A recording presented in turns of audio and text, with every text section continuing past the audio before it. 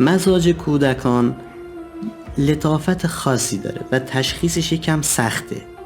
روی این حساب شما باید بیاید مزاج غالب اون طرف رو پیدا بکنید، اون بچه رو پیدا کنید.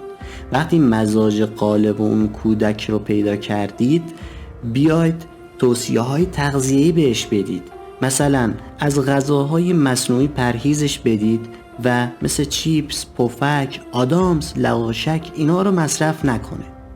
در مرحله دوم بیاد خوابش رو تنظیم کنید. برای کودکان خواب یک چیز معجزه آسایی هست که خیلی از افراد ازش دارن دریغ میکنن و بهش اهمیت نمیدن. بچه رو تا ساعت 11 شب بیدار میذارن.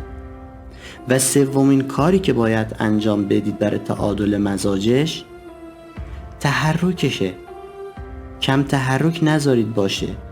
این هرچی جنب و جوش بیشتری داشته باشه یعنی بدنش داره فعالیت بهتری انجام میده و سالمتره.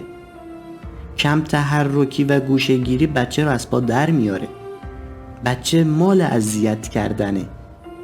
حالا اگر از حدش خارج شد، اون موقع داروهایی هست، واکنشهایی هست که شما میتونید انجام بدید و اون تحرک بیش از اندازش که به اصطلاح پیش فعالی هست رو به تعادل برسونید.